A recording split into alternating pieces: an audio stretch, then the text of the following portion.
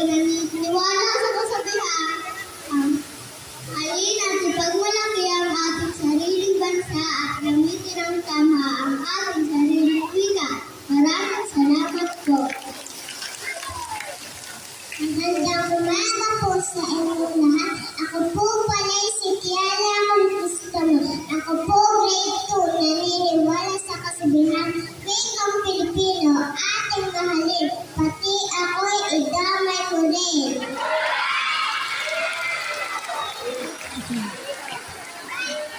Magandang umaga po sa inyong lahat. Ako po si James Gabriel Antones, grade 2, naniniwala sa kasabihan ng batang mga magulang.